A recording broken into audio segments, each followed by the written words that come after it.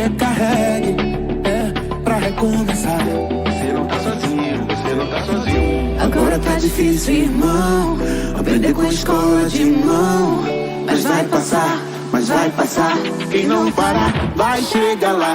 Não desista, resista sim. Não desista, desista não. Não desista do seu futuro. Não desista da educação. Se não dá pra ir pra escola agora, não deixa a escola fica longe de você.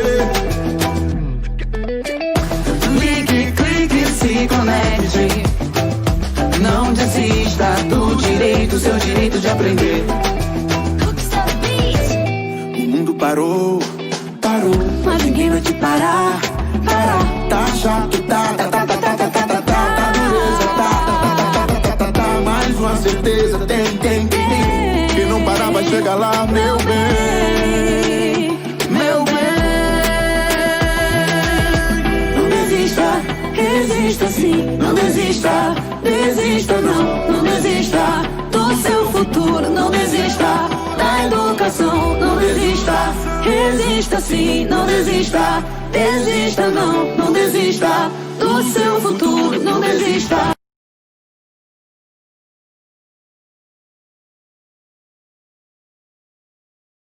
Todos bem-vindos. Olá pessoal, boa tarde, sejam todos bem-vindos ao canal da Sétima Direct. Hoje nós estamos com a aula de Geografia e Espanhol e você não pode perder de participar dessas aulas, se inscrever no nosso canal, acionando o sininho das notificações para quando tiver as novidades você estar recebendo e ficar por dentro das nossas ações aqui na Sétima Direct. O Direct Enem Direcionando Sonhos é um projeto especial para você, estudante, que vai prestar o Enem 2020. Então, fiquem atentos, acompanhem as aulas. Nós já temos várias aulas gravadas, voltem um pouquinho, vá lá no item vídeos e você vai poder fazer a revisão das aulas no mês de setembro, tá bom? E agora, nós convidamos a professora Verônica. Professora Verônica, seja bem-vinda. Hoje nós teremos a aula de Geografia. A professora Verônica é graduada em Geografia e também é mestra na sua área, na área de Geografia. E hoje ela traz para a gente várias questões do Enem, para a gente discutir, para a gente aprender, revisitar essas questões e também fazer um elo com os conteúdos, né, Verônica? Que a gente, os objetos de conhecimento que a gente estuda no ensino médio. Então, fiquem atentos. Mais uma vez, seja bem-vinda, Verônica, que já é parceira nossa aqui da Sétima Direct. Ela fez a abertura com o projeto de vida e com certeza vai ajudar você, jovem, a construir o seu projeto de vida, aprendendo cada vez mais na área do componente vinculado de Geografia. Então, seja bem-vinda, Verônica, e agora é com você. Boa tarde, Rafael, muito obrigada. Boa tarde a todos. É uma satisfação estar mais uma vez aqui com vocês, nesse momento, conversando sobre geografia. E eu trouxe para vocês hoje um tema de enorme relevância no Enem, em concursos, em provas diversas de seleção, que é problemas ambientais. De acordo com diversos sites que indicam quais os temas que mais caem no Enem, esse está em primeira posição, com cerca de 20% das questões. E a relevância se dá pela sua importância no contexto econômico, social, político e ambiental do mundo inteiro. Então, nós vamos falar um pouco sobre isso hoje, certo, gente? Trago aqui para vocês os tópicos de nossa discussão. Nós vamos começar falando sobre a definição de problemas ambientais, depois sobre a classificação desses problemas. Vamos discutir também a descrição, como cada um ocorre, os seus impactos, por último, as consequências e vamos resolver algumas questões do Enem. Então, vamos lá. O que é problema ambiental? Problemas ambientais são alterações nocivas no comportamento biofísico da natureza, ou seja, diante do funcionamento natural de fenômenos climáticos, atmosféricos, pedológicos e hidrológicos, havendo alguma alteração de origem natural que cause uma mutação desse comportamento, ou de origem antrópica, ou seja, ocasionada pelo homem, pode gerar o que nós chamamos de problema ambiental. E eles podem ocorrer numa escala urbana, numa escala rural, regional ou global. Esta última apresentando um impacto no contexto mundial que torna-se muito mais grave. Esses problemas, né, que ultimamente têm sido de grande gravidade para a nossa sociedade mundial, podemos citar como efeito estufa, inversão térmica, chuva ácida, enchentes, alagamentos, inundações, poluição das águas, assoreamento, desertificação, arenização, erosão e movimentos de vertentes. E vamos conversar sobre cada um deles agora. Então vamos lá. Classificação desses fenômenos. Eles podem ser classificados em 3 categorias, tá? Atmosféricos, hídricos e pedológicos.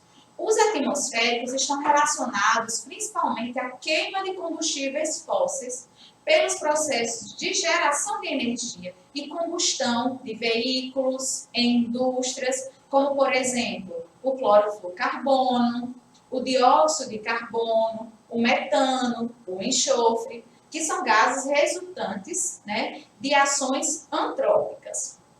Também podemos citar o desmatamento e a degradação da vida oceânica. Lembrando que cerca de 50% do oxigênio que respiramos é produzido por fitoplâncticos, né, vegetações marítimas. Então, quando degradamos o ambiente oceânico, também geramos consequências aqui na superfície terrestre.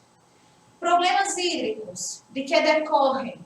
Né, decorrem do acúmulo de lixo jogados em áreas de rios, até mesmo dos lixões que liberam chorume infiltrado pelos solos e agridem os lençóis freáticos, do derramamento de petróleo em plataformas marítimas ou navios de transporte, de esgotos jogados diretamente em lagos, em rios, em oceanos, certo? De rejeito das fábricas, também liberados nesses recursos hídricos, de fossas sépticas, as fossas que nós costumamos fazer nas nossas casas. Da mineração, que libera muito rejeito e acaba contaminando os recursos hídricos. O desmatamento também gera problemas para as nossas reservas hídricas, as queimadas e os incêndios, tá? Gente, uma outra classificação são dos problemas pedológicos, né, que ocorrem no solo, nas rochas, e são resultantes da construção intensa de asfaltos, de calçamento, das atividades agrícolas, do desmatamento e das queimadas. Lembrando que, se vocês observarem aí, esse conjunto de problemas é resultante principalmente da intensificação da industrialização nas últimas décadas, ou seja, o processo industrial gera um quantitativo de gases, de rejeitos, que agridem a biosfera, que agridem os ambientes naturais, e também da intensa urbanização, que tem acompanhado o fenômeno de industrialização. Então, o último século é marcado pelo aumento desses problemas em âmbito global. A urbanização, que gera um aumento de consumo de produtos, consequentemente de maior produção, de asfaltos, de construções de prédio, e tudo isso interfere no funcionamento da natureza. Então, vamos falar sobre esses problemas agora? Olha só, efeito estufa, como é que ele ocorre? O efeito estufa é um fenômeno natural, certo? Pelo qual parte da radiação solar permanece na atmosfera em forma de calor.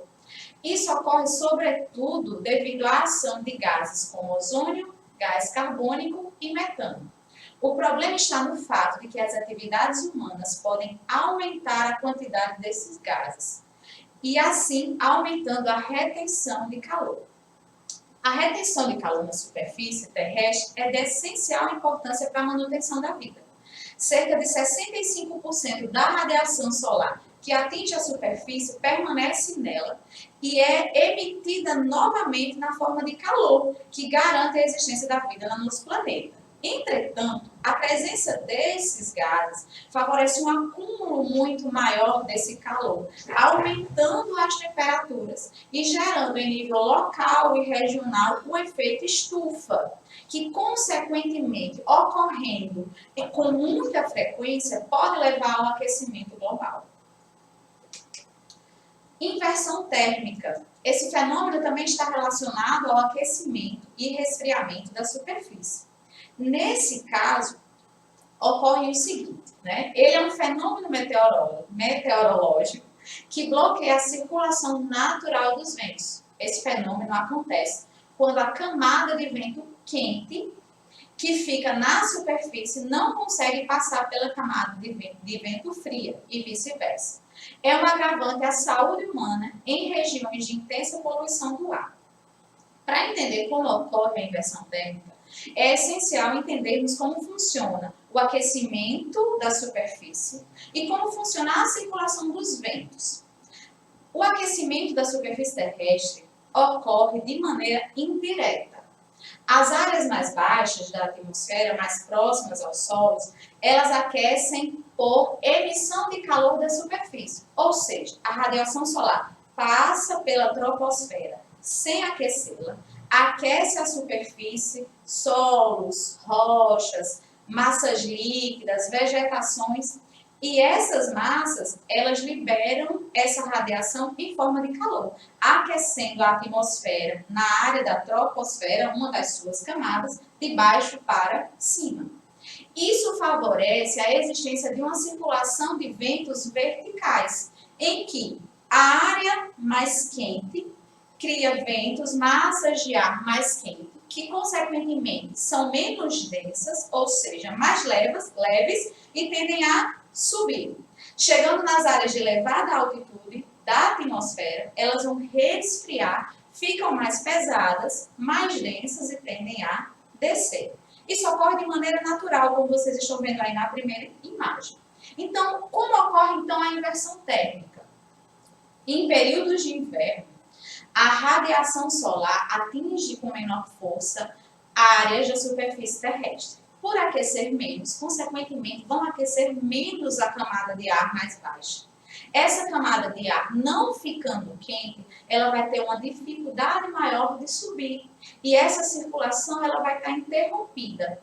Quando essa camada de ar fria fica presa próxima à superfície, e isso ocorre principalmente em regiões que ficam rodeados por montanhas, rodeados por morro, ou seja, em áreas de vales, ocorre o seguinte: se houver ali uma forte emissão de gases, como o clorofluorcarbono, como o metano, esses gases vão estar concentrados na atmosfera, nas partes mais baixas, causando nas pessoas irritação nos olhos, problemas respiratórios e muitas vezes até doenças crônicas. Então é um sério problema, principalmente em grandes regiões metropolitanas. Aqui no Brasil é muito comum ocorrer em São Paulo. Quem nunca viu um jornal apresentar uma imagem de São Paulo com a atmosfera toda cinza? Ocorre justamente por causa da inversão térmica.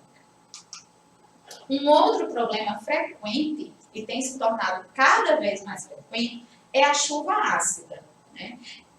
É uma precipitação com elevada acidez. Ocorre em um determinado lugar quando há uma elevada concentração de gases, como o dióxido de enxofre e o nitrogênio, na atmosfera, que em contato com as gotas de água suspensa no ar, reagem formando ácidos que, ao precipitar, dão origem à chuva ácida, que gera danos ambientais. Gente, a chuva por si só já é ácida. A acidez da chuva é cerca de 5,6.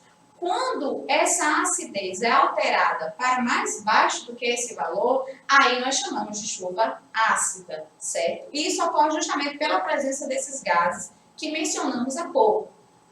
E eles podem causar fortes alterações em vegetação, queimando a vegetação por essa acidez, poluir solos, recursos hídricos. Existem lugares que a chuva é tão ácida que, com o passar do tempo, corrói estátuas de bronze, de ferro em praças públicas. Para o ser humano, não causa um dano tão imediato, mas com o passar do tempo pode causar sim, principalmente problemas respiratórios. Inundações, enchentes e alagamentos. Um problema muito frequente no Brasil, nas nossas metrópoles. Lembramos que esses termos às vezes são usados como sinônimos, mas na verdade não são. O que são as enchentes? Enchentes, na verdade, são cheias. É o transbordamento natural do nível de água de um rio ou de um canal. Ou seja, nos períodos de maior índice pluviométricos, os rios tendem a encher. E nós chamamos esse termo de enchimento do rio, com maior volume de águas de enchentes, certo? O que é, então, a inundação? É o transbordamento da água num determinado território. E elas podem ser subdivididas em 3 tipos: fluvial, marítima e artificial. Então, comumente, quando ocorrem as enchentes, pode haver que essa enchente inunde uma determinada área. Aí sim, ela recebe o termo de inundação. Não é um fenômeno natural e é frequentemente agravado pela presença de áreas urbanas próximas a rios, pelo assoreamento dos rios, que dificulta o fluxo de água, que diminui a profundidade dos rios, e assim as margens dos rios se estendem, inundando áreas maiores. E tem também o alagamento, que é o acúmulo de água em regiões urbanas.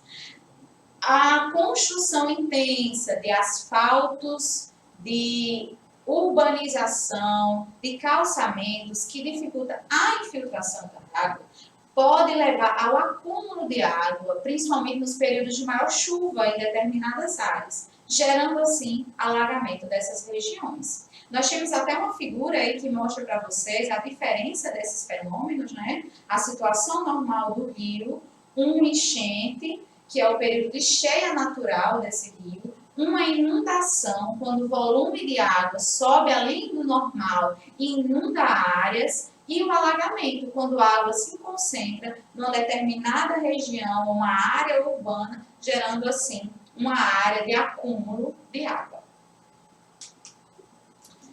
Poluição das águas marinhas, fluviais, subterrâneas e lacustres, né? O que é isso? Ocorre pela alteração na qualidade da água, devido à presença de micro-organismos de origem patogênica e pelo acúmulo de diferentes partículas, ou seja, partículas orgânicas e inorgânicas. Resumindo, costumamos liberar os nossos esgotos em lagos, em rios, em áreas marítimas, e isso gera grandes problemas ambientais, tanto pela contaminação da água, como pela perda de biodiversidade, porque animais comem o lixo e acabam não resistindo, ou porque plantas também, quando entram em contato com esse lixo, principalmente lixo tóxico, que já foi constatado que diversos países fazem isso, jogam lixo nos seus oceanos, em águas marítimas internacionais, e isso gera uma contaminação de plantas, a morte de animais e a contaminação da própria água, como exemplo que dei anteriormente, o derramamento de petróleo.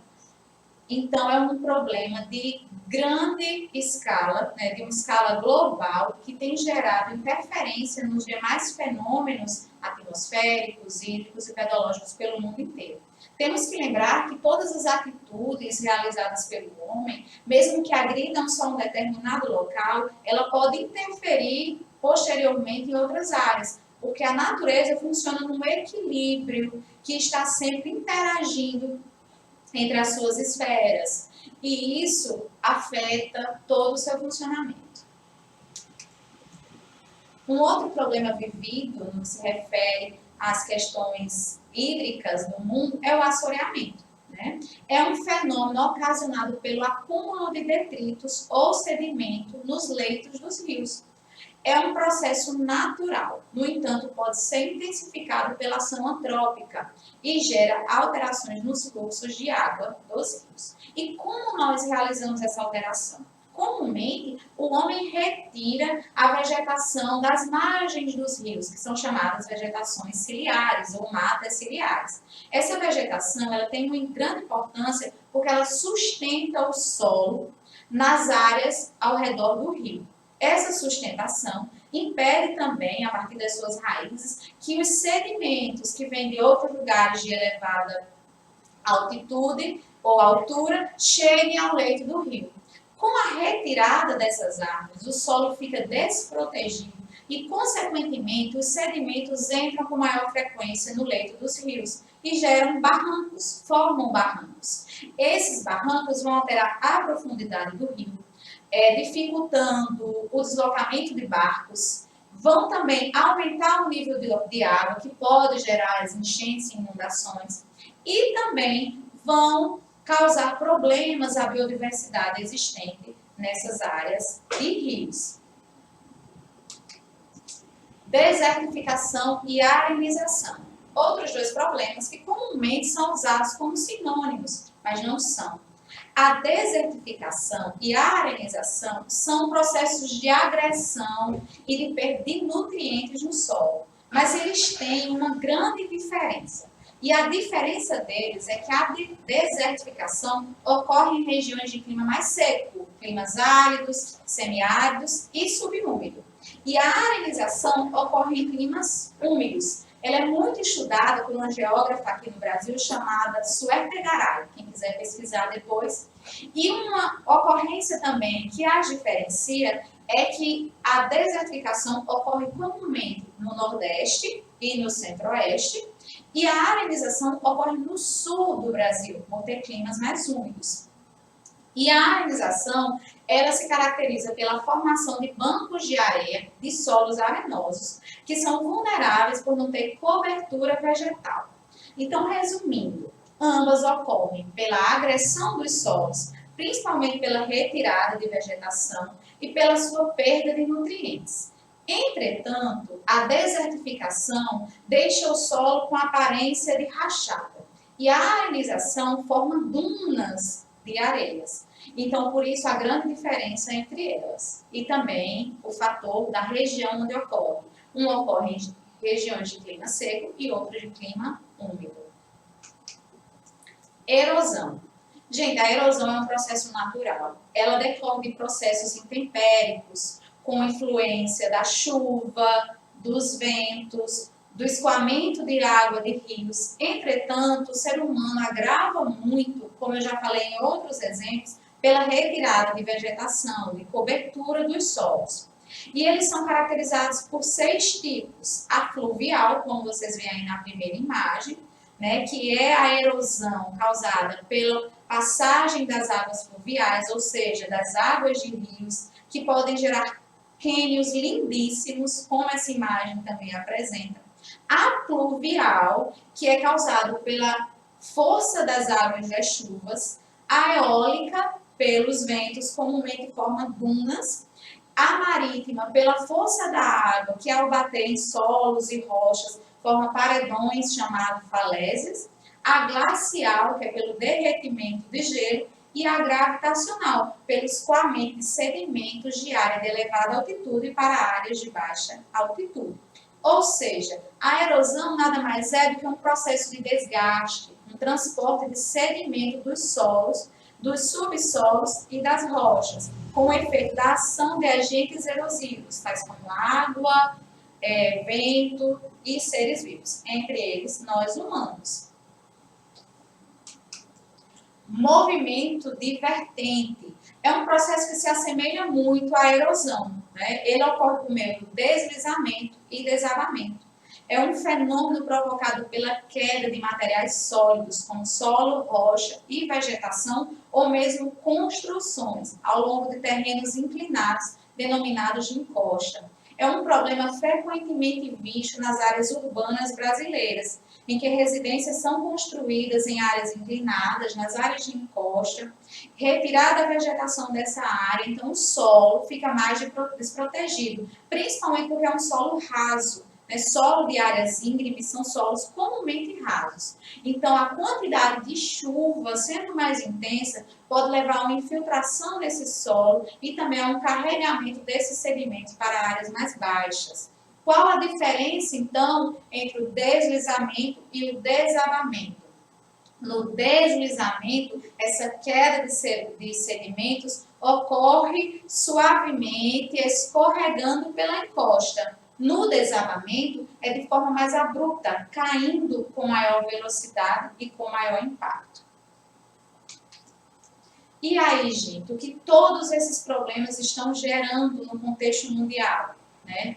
O efeito estufa tem gerado principalmente o aquecimento global, também a inversão térmica provoca isso, que consequentemente gera alterações climáticas, ou seja, os padrões climáticos do mundo estão se alterando, as temperaturas têm se elevado, os regimes de chuva também, lugares onde chovia menos, hoje chove com maior intensidade e vice-versa. Nós temos também a ocorrência do derretimento das calotas polares e a elevação das águas oceânicas. Acredita-se que nas próximas décadas, áreas de litoral vão estar submersas por águas marinhas devido ao volume de água dos oceanos com o derretimento dessas calotas. Nós temos tido a perda de biodiversidade animal e vegetal. Nós temos tido áreas de desertificação que, pela perda das suas vegetações, consequentemente também geram alterações climáticas, hídricas, de temperatura em muitas regiões. Nós temos visto isso agora no Brasil, por exemplo. As intensas queimadas que geram incêndio, porque vamos lembrar que tem essa diferença entre queimada e incêndio. Queimada é uma prática agrícola de queimar uma determinada área para realizar agricultura. Quando essa prática ela é perdida de controle, quando quem está realizando não consegue delimitar a área, pode provocar um incêndio, se expandindo para outra área de vegetação.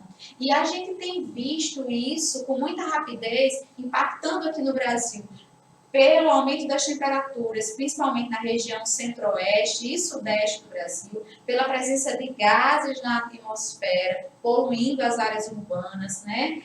Levando a qualidade de vida cair nessas áreas urbanas e também em áreas rurais, o aumento de doenças respiratórias, doenças pela ingestão de água contaminada, pelo contato com lixo tóxico, e também dificuldade na realização de atividades agropecuárias. Temos que lembrar que grande parte desses impactos são causados pela indústria agropecuária e pela expansão urbana. As áreas urbanas estão aumentando as suas fronteiras e também o aumento das atividades agrárias, aumentando no Brasil as fronteiras agrícolas.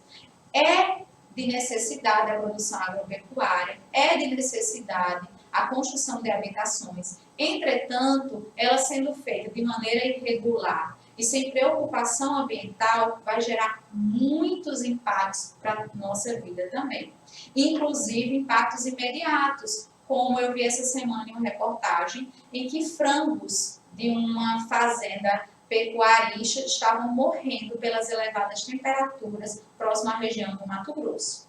Então, alguns impactos são vistos mais imediatamente, outros a longo prazo. Então, vamos lá, gente. Tomar uma aguinha que eu já estou engasgando. Vamos discutir um pouco as questões, né? Essa primeira questão do Enem que eu trouxe para vocês diz o seguinte. É uma questão de 2011 e fala: um dos principais objetivos de se dar continuidade às pesquisas em erosão dos solos é o de procurar resolver os problemas oriundos desse processo, que, em última análise, geram uma série de impactos ambientais. Além disso, para a adoção de técnicas de conservação do solo, é preciso conhecer como a água executa seu trabalho de remoção, transporte e deposição de sedimentos. A erosão causa quase sempre uma série de problemas ambientais, em nível local ou até mesmo em grande área. Então aí, gente, a questão vem com uma introdução que fala sobre problemas ambientais pedológicos, ou seja, relativos a solos e rochas, e especifica no final dela sobre a erosão. E pede o seguinte: a preservação do solo, principalmente em áreas de encostas, pode ser uma solução para evitar uma catástrofe em função da intensidade do fluxo hídrico. Uma prática humana que segue em caminho contrário a essa solução é: letra A, a aração; B, o terraceamento; C, o pousio; D, a drenagem; ou E, o desmatamento. O que a questão está pedindo para nós? Ela está pedindo prática contrária humana, aliás, práticas que vai ao contrário da preservação. Qual é a única prática aí que não preserva áreas de encosta? Né? Lembrando que a aração, terraceamento, o pousio e a drenagem são práticas agrícolas justamente de preservação dessas áreas, que facilitam o fluxo hídrico, o fluxo da água das chuvas e dos rios, impactando com menor força os solos. Então, o único que vai ao contrário dessas práticas é a letra E, desmatamento. Então, marca aí a letra E. Questão 2, é uma questão de 2012, diz o seguinte: para diminuir o acúmulo de lixo e o desperdício de materiais de valor econômico e assim reduzir a exploração de recursos naturais, adotou-se em escala internacional a política dos 3 R's: redução, reutilização e reciclagem. Ou seja, vamos comprar menos, não ao consumismo. Você pode consumir, mas não exageradamente. Tá? Reutilização, aproveita o material que você tem na sua casa para fazer outros objetos. E a reciclagem, junta o teu lixo, separa teu lixo, que vai passar a coleta seletiva na sua porta e ela vai levar esses materiais para reciclagem. Né? Um exemplo de reciclagem é a utilização de, letra A, garrafa de vidro retornável para cerveja ou refrigerante, latas de alumínio como material para fabricação de lingotes, sacos plásticos de supermercado para acondicionar lixo caseiro, embalagens plásticas vazias e limpas para acondicionar outros alimentos, ou garrafas PET recortadas em tiras para a fabricação de certas vassouras. Vamos observar que a primeira questão, aliás, nessa questão, a primeira alternativa, letra A, fala de usar garrafas retornáveis. Essas garrafas, elas não foram transformadas. Elas são simplesmente higienizadas e são utilizadas novamente. Então, isso se caracteriza por uma reutilização. Já a letra B fala de latas de alumínio transformadas em lingotes, que é uma liga metálica de alumínio utilizada para a produção de diversos materiais. Ou seja, se caracteriza por uma reciclagem. Então, a letra certa seria a letra B. Mas vamos conferir as outras?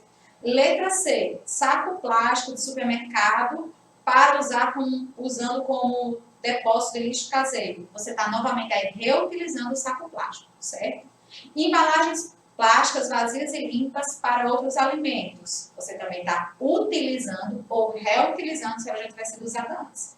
E garrafa PET para vassoura. Também é uma reutilização. Então, a alternativa certa seria a letra B. Questão 3. Na questão 3 do Enem de 2018, nós temos aí um gráfico. Né? Esse gráfico, na barra vertical, mostra a precipitação de uma determinada área em milímetros e na barra horizontal mostra o tempo em que essa precipitação ocorreu, em horas. Tá? E pergunta o seguinte, né? A dinâmica hidrológica expressa no gráfico demonstra que processo de urbanização promove ou seja, o fenômeno que esse gráfico está mostrando está ligado à urbanização. E que fenômeno é esse? Vamos olhar. Nós temos barras que apresentam o volume de água e nós temos linhas que apresentam o escoamento ou a vazão dessa água. A linha inteira mostra a vazão em áreas urbanizadas e a linha pontilhada em áreas não urbanizadas. Se vocês prestarem atenção, em áreas urbanizadas, ela ocorre mais intensamente em um tempo menor. Em áreas não urbanizadas, ela demora mais a acontecer, ou seja, ocorre com mais lentidão. Por quê? As áreas urbanizadas comumente vão ter áreas de maior pavimentação, que dificultam a infiltração da água. Como a água não infiltra, ela vai escorrer com maior facilidade. Nas áreas não urbanizadas, não tem tanta essa presença de pavimentação, são solos nus, né, ou com vegetação, e facilitam a infiltração. Então, ela vai infiltrar mais e vai escorrer mais devagar. Né? Então, a urbanização promove o quê? A redução no volume de rios? Não. Né? Se a água escorre com maior rapidez e infiltra menos, ela pode escorrer com mais rapidez pelo volume do rio, então ela vai encher mais os rios, vai promover a ocorrência de enchentes com mais frequência. Ela vai levar à expansão do lençol freático? Também não. Lençóis freáticos são águas subterrâneas. Se a água não infiltrou em áreas urbanas, vai dificultar a presença de água nesses lençóis. Letra C. Diminuição do índice de chuva? Não, não tem uma implicância nesse contexto do gráfico. Não está falando sobre índice de chuva. Então, essa já descartaria. Retração no nível dos reservatórios? O gráfico também não trata sobre reserva de água em nenhum tipo de reservatório. E letra E, ampliação do escoamento superficial. Seria essa a questão. Como eu já falei anteriormente, as áreas urbanas favorecem o escoamento superficial das águas e dificultam a infiltração. Letra E. Quarta questão, do Enem de 2017. O desgaste acelerado sempre existirá se o agricultor não tiver o devido cuidado de combater as causas relacionadas a vários processos, tais como empobrecimento químico e lixiviação provocado pelo esgotamento causado pelas colheitas e pela lavagem vertical dos nutrientes de água que se infiltram no solo, bem como a retirada de elementos nutritivos com a colheita. Gente, lixiviação é um processo de lavagem do solo. Ele carrega substâncias de áreas mais superficiais do solo para as camadas mais profundas, sejam nutrientes ou seja, por exemplo, agrotóxicos usados nas atividades agrícolas, né? Então, os nutrientes retirados, quando não repostos, são comumente substituídos por elementos tóxicos, isso em caso de atividades agrícolas ou descarte de lixo inadequado, como, por exemplo, o alumínio, né? A dinâmica ambiental exemplificada no texto, que gera a seguinte consequência para o solo agricultável é, e aí, a presença de elementos tóxicos no solo vai gerar o quê? Vou ler de baixo para cima, tá? Letra E, gera intensificação do escoamento superficial? Não, certo? A presença de elementos químicos não interfere na infiltração ou escoamento de água num determinado solo. O que vai interferir é a presença de vegetação, a inclinação do relevo, o tipo de solo. Então, não é essa. Letra D, a remoção da camada superior? Também não, certo? Não necessariamente a atividade agrícola retira a camada superior do solo. Ela pode causar um impacto nessa camada, mas não necessariamente vai retirar, não tem essa consequência. Letra C, formação de vossorocas, né? A atividade agrícola pode gerar a ocorrência de vossorocas. E o que são vossorocas? São áreas que tiveram seus sedimentos ou as camadas superiores do solo arrancadas, levadas pela água das chuvas e formam áreas como crateras. Mas nesse caso, ela não tem uma relação direta com a presença de elementos tóxicos, então não é letra C.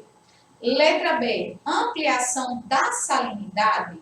Né? O texto fala para nós sobre alumínio, sobre elementos tóxicos. Esse elemento tóxico não necessariamente vai gerar uma alteração na salinidade dessas áreas. Se ele tivesse descrito aí sal, por exemplo, seria uma das questões, né? Então, sobrou o quê? Letra A elevação da acidez do solo, ou seja, presença de elementos químicos gera um aumento na acidez do solo, dificultando a realização das atividades agrícolas, tirando a fertilidade do solo e desgastando o solo. Então, aí seria a letra A.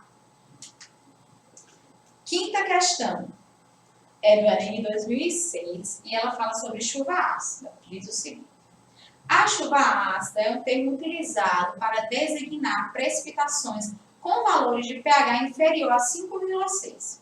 As principais substâncias que contribuem para esse processo são o óxido de nitrogênio e o enxofre proveniente da queima de combustíveis fósseis, também de fontes naturais. Os problemas causados pela chuva ácida ultrapassam fronteiras políticas regionais e nacionais. A amplitude geográfica dos efeitos da chuva ácida está relacionada principalmente com...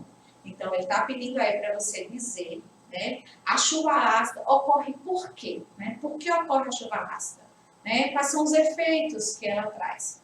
Na letra A, diz o seguinte: ela está relacionada com a circulação atmosférica e a quantidade de fontes emissoras de óxido de nitrogênio e de enxofre? Sim. Chuva ácida é um fenômeno atmosférico. E chuva ácida está relacionada a óxido de nitrogênio e de enxofre. A própria questão disse lá em cima. Mas vamos ver por que não é a letra B, C, ou D ou E? Letra B, por que não é? Porque fala o seguinte, ó, quantidade de fontes emissoras de óxido de nitrogênio e de enxofre na rede hidrográfica. Não necessariamente a poluição de áreas de rios vai gerar a ocorrência de chuva ácida. A chuva ácida ocorre pela presença desses gases na atmosfera. Agora, essa chuva ácida pode gerar uma contaminação nas áreas hídricas. É o contrário do que essa questão está dizendo, tá? A topografia do local das fontes emissoras de dióxido de nitrogênio, de enxofre e o nível dos lençóis freáticos? Não. Novamente está falando de águas que não estão na atmosfera, nesse caso águas oceânicas, que não vão implicar na ocorrência dessas chuvas. Letra D, a quantidade de fontes emissoras de dióxido de nitrogênio e de enxofre e o nível dos lençóis freáticos. Muito semelhante à questão. A única coisa que muda aí é que não fala da topografia, não fala da inclinação do relevo. Então, como fala de presença das águas nos lençóis freáticos, aliás, de contaminantes nos lençóis freáticos, também não seria essa questão. E letra E, a rede hidrográfica e a circulação atmosférica. Não. A circulação atmosférica, sim, mas a rede hidrográfica, não. E também não falou aí da presença dos gases. Então, letra B, C e D estão erradas. E também, a correta seria a letra A. Questão 6ª. Questão de 2014. Os principais rios que alimentam o Mar de Aral, Amudarya e Cidária mantiveram o nível de volume do mar por muitos séculos. Entretanto, o projeto de estabelecer e expandir a produção de algodão irrigado aumentou a dependência de várias repúblicas da Ásia Central de irrigação e monocultura. O aumento da demanda resultou no desvio crescente de água para a irrigação, acarretando redução drástica do volume de tributários do Mar Aral. Foi criado na Ásia Central um novo deserto com mais de 5 milhões de hectares, como resultado da redução em volume. A intensa interferência humana na região descrita provocou o surgimento de uma área desértica em decorrência da... Então, gente, nós temos aí um problema muito frequente na África, na Ásia e até mesmo aqui no Brasil, em que áreas de agricultura utilizam a água de mares e de rios para a irrigação e esses mares, esses lagos, aos poucos vão perdendo seu volume de água e geram, na verdade, grandes áreas desérticas. E por que isso ocorre? Né? Ela ocorre em decorrência, vamos de baixo para cima, letra E, da sedimentação? Não. Nós vimos que a desertificação, ela não tem a ver com o escoamento de materiais no solo, né? E sim da perda de nutrientes e ressecamento desse solo, principalmente em áreas áridas, que é o caso dessa área aí. Então, não tem a ver com sedimentação, né? Da laterização do solo, aliás, da compactação do solo, letra D, também não. O que é o fenômeno de compactação? É o fenômeno de compressão do solo, realizado por grandes máquinas agrícolas, pelo próprio gado, que ao pisotear, machuca esse solo e imprensa ele, compactando. Da laterização, também não. O fenômeno de laterização é o fenômeno em que o solo resseca na sua parte superior, formando uma crosta. Não fala sobre isso na questão. Da salinização, também não fala sobre isso na questão, né? A salinização é a concentração de determinados químicos no solo que vão alterar o seu teor químico e vão gerar um solo mais ácido e mais salgado. Então, sobrou o quê? Sobrou letra A erosão deste solo, causada justamente pela retirada da sua umidade, que era aí a presença de águas marítimas, que leva em áreas de clima árido à desertificação, ao ressecamento e, consequentemente, às áreas de desertificação. Questão 7. Nós temos uma questão de 2009 que diz o seguinte, né? Reunindo-se as informações contidas nas duas charges, infere-se que a primeira charge, nós temos aí 2 pinguins conversando e eles dizem, oxente, só que esses pinguins estão lá no Polo Sul em 2100 e já falam oxente, igual a gente. Tem até um cacto aí, né? Então significa o quê? Que em 2100 o clima, a presença de vegetação nas áreas do Polo Sul vão estar diferentes de acordo com essa charge. E nós temos uma outra do lado, com 2 representações aparentemente indígenas, que dizem o seguinte, pai, agora que eu consegui crescer, entendo por que precisamos de cesta básica para sobreviver. E diante deles, uma paisagem sem vegetação, desmatada. Então, a partir disso, o que é que a gente pode concluir? A gente pode concluir que os regimes climáticos da Terra são desprovidos de padrões que os caracterizam? Não, jamais, certo? Cada região climática tem um padrão de precipitação, de temperatura, de umidade, de pressão atmosférica. Eles podem até estar sendo alterados pelas nossas ações ou por próprias ações da natureza que nós estamos acelerando. Mas eles têm um padrão. Letra B. As intervenções humanas nas regiões polares são mais intensas que em outras partes do globo? Veja só, intervenção humana em regiões polares. Não, né? As habitações humanas são mais frequentes em áreas temperadas, em áreas tropicais. Então, nossa ação é muito mais intensa nessa área, mesmo que implica em áreas polares. Mas essa questão está errada por isso. Letra C. O processo de aquecimento global será detido com a eliminação das queimadas? Não, né? A eliminação das queimadas pode favorecer, mas só isso não é suficiente. Nós temos também que adotar outras práticas, como reflorestamento, como a não contaminação dos oceanos, como legislações muito mais eficazes, fiscalização também. Então, reutilização, reciclagem, é um conjunto de ações. Só as queimadas não seria suficiente, certo? Prestem sempre atenção nessas questões que são muito generalizantes. Letra D. A destruição das florestas tropicais é uma das causas do aumento da temperatura? É. Em locais distantes, como os polos? Sim. Né? Eu falei ainda há pouco. Mesmo que a gente haja em determinado local, isso pode interferir em outros. Então, a retirada de florestas leva também ao aquecimento, ao aumento das temperaturas em outras regiões do planeta, inclusive nas áreas de polo. Letra D estaria certa. Vamos ver porque a E não está certa? Ela diz o seguinte, os parâmetros climáticos modificados pelo homem afetam todo o planeta, mas os processos naturais têm alcance regional. Não, né? Também aí é uma questão generalizando, dizendo que os processos naturais têm alcance regional. Eles podem ter alcance local, regional ou global, tá certo? Por isso está errado. 8ª questão, é uma questão do Enem de 2017, e diz o seguinte. As características morfológicas, ou seja, a forma do terreno, que estão apresentadas no diagrama ao lado, que mostram a região acometida por processos erosivos decorrentes da. Nós temos aí uma imagem de área inclinada, né, de relevo íngreme, e esse relevo apresenta escavações. Essas escavações são conhecidas como ravinas, sulcos, e quando bem mais amplas, como eu disse a vocês, quando alcançam uma área de abrupta, sem a presença de relevo, de sedimentos e rochas, como crateras, são chamadas de vossorocas. Então, por que acontece isso? Ela acontece pela resistência geológica? Não. Quanto mais resistente o solo e as rochas, menos isso vai acontecer. Elas ocorrem pela instabilidade do terreno? Também não. A instabilidade do terreno ela está associada principalmente aos movimentos endógenos, ou seja, movimentos das placas tectônicas que geram os terremotos.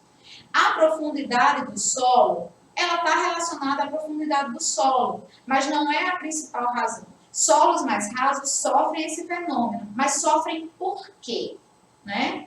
Sofrem por causa da intervenção antrópica? Sim, mas não necessariamente de maneira geral. O homem contribui quando ele desmata. Ele favorece que esse solo ele fique nu e fique mais fragilizado. Mas ele ocorre principalmente pela ação dos cursos de água, letra E. Mesmo que o relevo seja inclinado, mesmo que o homem retire a vegetação e mesmo que o solo seja raso, se não houver influência da água, não vai gerar a ocorrência desses fluxos aí, desses sulcos, dessas ravinas, tá certo, gente? Então, o principal agente é o curso de água, processo intempérico realizado pela força das águas, que está na letra E. Nona e penúltima questão, diz o seguinte: muitos processos erosivos se concentram nas encostas, principalmente aqueles motivados pela água e pelo vento. No entanto, os reflexos também são sentidos pelas áreas de baixada, onde geralmente há ocupação urbana. Um exemplo desses reflexos na vida cotidiana de muitas cidades brasileiras é, olha só, ele fala sobre um problema em área de encosta e depois fala sobre um problema nas áreas de baixada, de área urbana. E diz, nas cidades, nas áreas urbanas brasileiras, o que é que ocorre com grande frequência, né? Aí nós temos aí a letra A. Nas áreas urbanas ocorrem enchentes, já que os rios assoreados comportam menos água em seus leitos. Isso é verdade, gente? É verdade. Nesse caso aí, a resposta correta seria a letra A. Nós já discutimos isso anteriormente quando falamos sobre enchentes, né? As enchentes, elas são provocadas principalmente, aliás, e os alagamentos, nas áreas urbanas, pelo assoreamento dos rios, que aumenta a expansão das margens, levando ao alagamento de determinadas áreas, certo? Então, a resposta certa seria essa. Apesar de ter uma figura aí que mostra sulcos, que mostra as vossorocas, ela está mostrando, na verdade, o escoamento de sedimento de áreas elevadas para áreas mais baixas. Quando esses sedimentos chegam nas áreas mais baixas, geram o quê? Vamos ver porque as outras questões estão erradas. Letra B, está falando de contaminação da população pelos sedimentos trazidos. Não necessariamente esses sedimentos estão contaminados, certo? No enunciado ele não falou sobre isso. Fala sobre desgaste dos solos nas áreas urbanas, causados pela redução do escoamento superficial das encostas? Não, pelo contrário. Não é uma redução, é uma intensificação do escoamento, por isso que está errado. Maior dificuldade de captação de água potável para o abastecimento público, já que é maior o efeito do escoamento sobre a infiltração? Não, pelo contrário. O escoamento permite que captemos mais água do que a infiltração.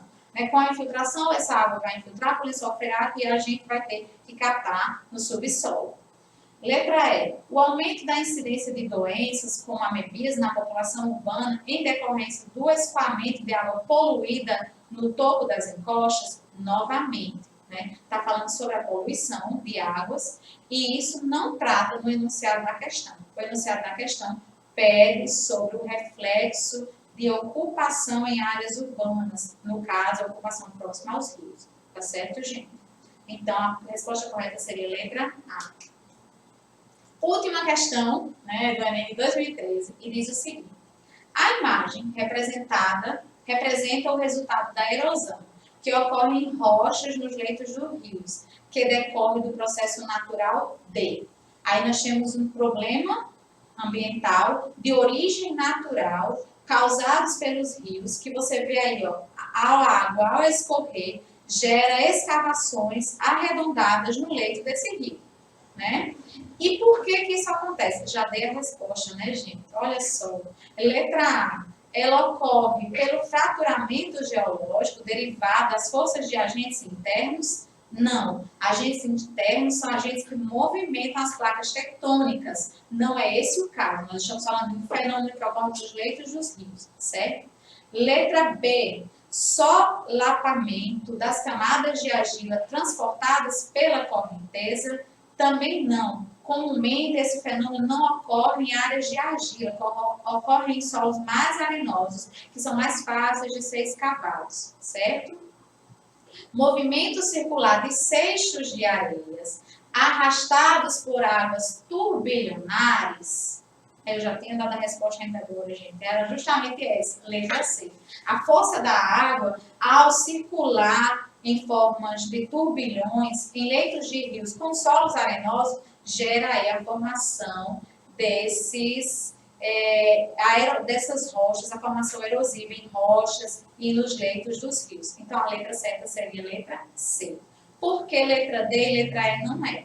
Letra D diz o seguinte: decomposição das camadas sedimentares, resultante da alteração química. Não, nós não temos aí um intemperismo químico, nós temos aí um intemperismo físico causado pela água. Estamos falando de rios, certo? E letra E, assoreamento no fundo dos rios proporcionado pela chegada de material sedimentar? Também não. A gente viu que o assoreamento é a concentração, o acúmulo de sedimentos. E nesse caso você tem a perda de sedimentos. Então, nessa questão, a letra certa seria a letra C. Então, minha gente, muito obrigada pela atenção de vocês. Bons estudos. Incluam aí no cronograma de estudo de vocês Geografia, que é uma disciplina, assim como todas as outras, de grande importância para a construção intelectual de vocês, para a construção do projeto de vida, né, Rafael, que a gente não pode esquecer, e que tem uma interdisciplinariedade com outras disciplinas muito intensa, como química, física, biologia e até mesmo as disciplinas da sua área, sociologia, filosofia e história. Então, a geografia consegue trazer para a gente uma visão e uma base para outras disciplinas que contribuem muito para o seu aprendizado. Verônica, nós agradecemos pela sua participação no Direct Enem. O seu primeiro momento foi sobre projeto de vida e hoje você trouxe um componente de geografia e você traz um ponto muito relevante, que é estar associando a disciplina com as demais da área ou até de outras áreas de forma interdisciplinar, porque uma colabora para a outra disciplina, né, Verônica? Não existe disciplinas fragmentadas, conhecimentos fragmentados, elas se complementam, né? Então, assim, isso é muito importante, porque no momento que você está estudando componente curricular de geografia, você também está estudando da história, está estudando para sociologia, está estudando para outras áreas que trabalham especificamente sobre a temática, né? E isso fortalece cada vez mais o jovem para o seu projeto de vida, que é a concretização do certame do Enem 2020. Se Deus quiser, você que está participando vai poder ter vitórias e vitórias a partir dessas nossas aulas, que vocês estão dando show. Parabéns a todos os professores aqui da nossa jurisdição. Então, nosso muito obrigado. Tá bom, Verônica? Obrigada, Rafael, e até logo, gente. E agora você vai ficar com a aula de espanhol com a professora Marlene. Dê só aquele tempinho para ir ao banheiro, dê uma pausa, vá no banheiro, tome aquela água e retorne aqui para a nossa aula, que agora é espanhol. Se inscreva no nosso canal e acione os sininhos e as notificações. Até já, não sai daí. Vamos começar a aula de espanhol.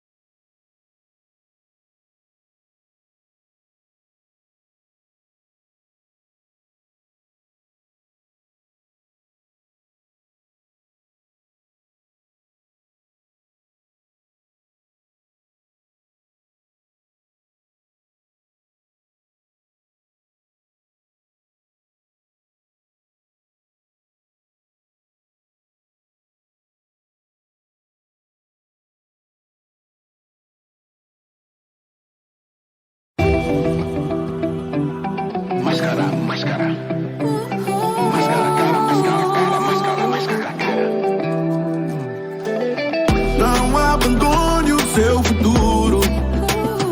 Dê duro, lute por ele. Você não tá sozinho. Não abandone o seu destino. Só o ensino te leva lá. Você não tá sozinho. Não abandone você. você mesmo. Recarregue, pra recomeçar. Você não tá sozinho, você não tá sozinho. Agora tá difícil, irmão, aprender com a escola de mão. Mas vai passar, mas vai passar. Quem não parar, vai chegar lá. Não desista, resista sim. Não desista, desista não. Não desista do seu futuro. Não desista da educação. Se não dá pra ir pra escola agora, não deixa a escola fica longe de você. Clique, clique, se conecte. Não desista do direito, seu direito de aprender. O mundo parou, parou, mas ninguém vai te parar, parar. Tá chato, tá dureza, tá. Mais uma certeza, tem. Quem não parar vai chegar lá, meu bem, meu bem.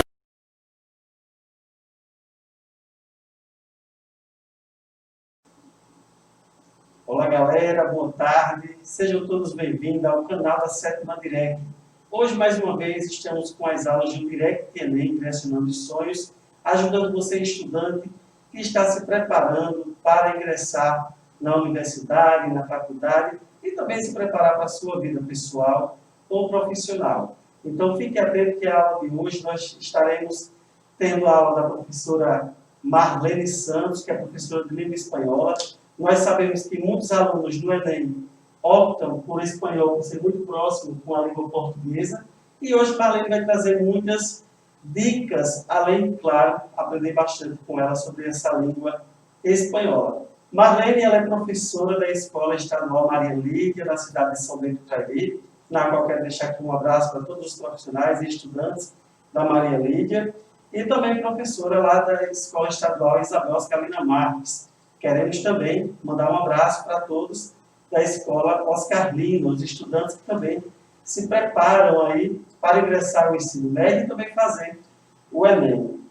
Marlene, ela é graduada em letras e com habilidades em língua espanhola, inglês e português, e suas respectivas literaturas. Ela também é especialista em língua inglesa e especialista em literatura e produção de texto, e também mestra em letras. Então, Marlene, seja bem-vinda, queremos agradecer desde já você ter aceito o nosso convite para estar aqui hoje. Nós já tivemos a primeira aula de língua inglesa, que foi o professor Rafael.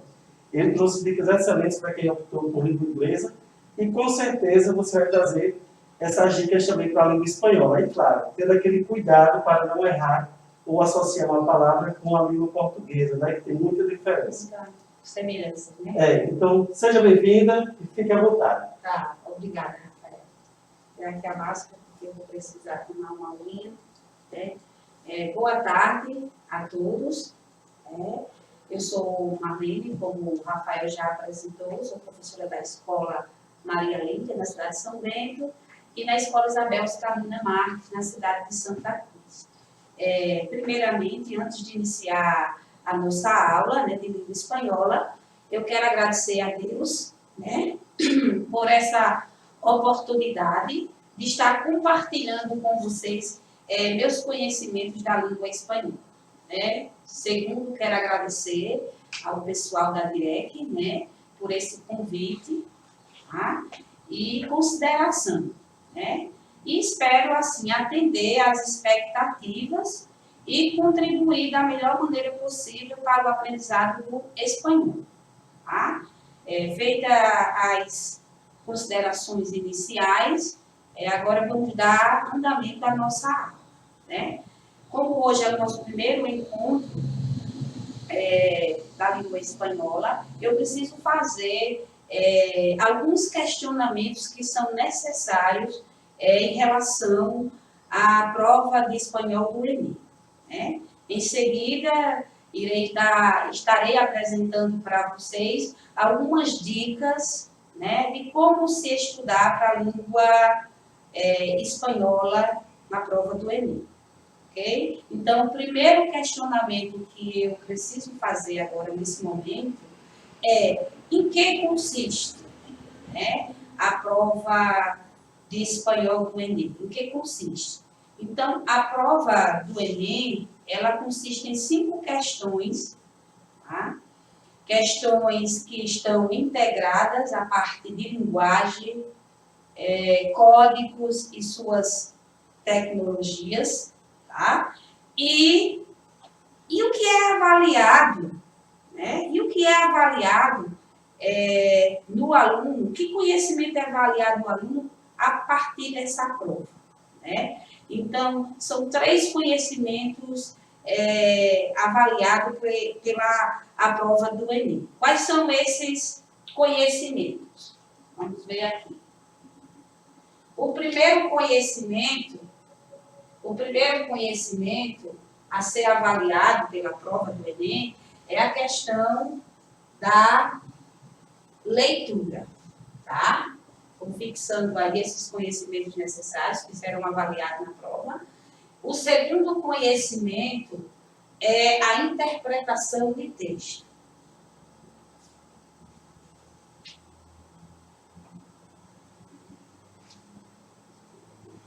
E o terceiro conhecimento a ser avaliado na nossa avaliação é os conhecimentos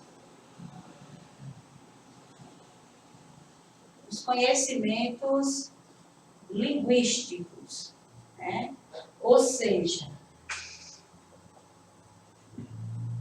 as estruturas gramaticais que são específicas da língua espanhola, tá?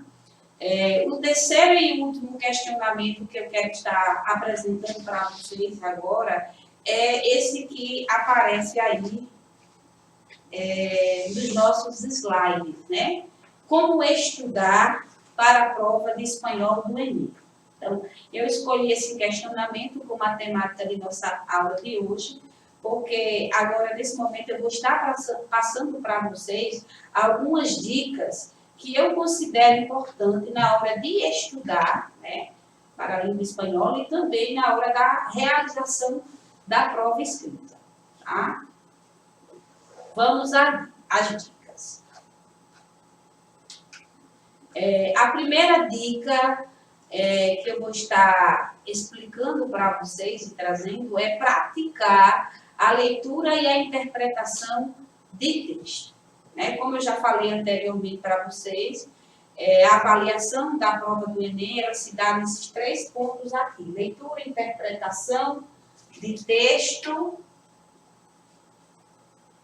e conhecimentos linguísticos. Mas essa dica ela é importante por quê? Porque ela vai tratar da leitura, né? Principalmente quando a gente vai ler uma língua estrangeira que não é a nossa, que é o caso do espanhol aqui. Então, a leitura do espanhol, ela requer estratégias, ela requer dicas para que você se sinta seguro nessa leitura e consiga fazer uma interpretação da melhor maneira possível. Então, quando a gente vai ler, tá? É importante seguir etapas. A leitura, ela traz etapas. Nós temos a pré-leitura, a gente tem a leitura e a gente tem a pós-leitura, né? Por que é importante a gente seguir essas etapas? Porque na pré-leitura, você, aluno, vai conseguir trazer seus conhecimentos prévios, ou seja, seus conhecimentos de mundo, né? Vai saber se aquela temática que está sendo abordada no texto, você conhece algo sobre aquela temática. Então, isso já vai ajudar na sua compreensão e também na sua interpretação de texto, né? Na leitura, nessa etapa da leitura, você vai encontrar a própria compreensão do texto, né? A compreensão ela já está no texto. Já a interpretação ela está além do texto.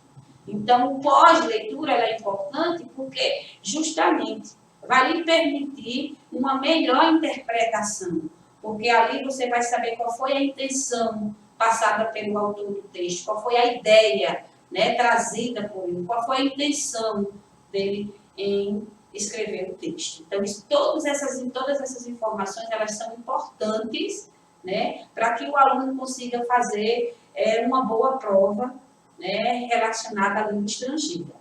Outro ponto importante que você deve atentar na hora de ler é que antes de ler o texto é necessário você identificar que gênero você está lendo, né? É muito importante, antes da leitura propriamente dita, você identificar, né, que gênero está sendo lido naquele momento. Tá? Se é um cartoon, se é uma charge, se é uma poesia, se é um conto, né, uma crônica. É importante esse dado na hora da leitura. Tá? Outra coisa importante na hora de ler, não é que você precisa saber o sentido de todas as palavras que estão ali no texto, não. O importante na hora da leitura é você ter uma compreensão, né, da ideia apresentada pelo autor.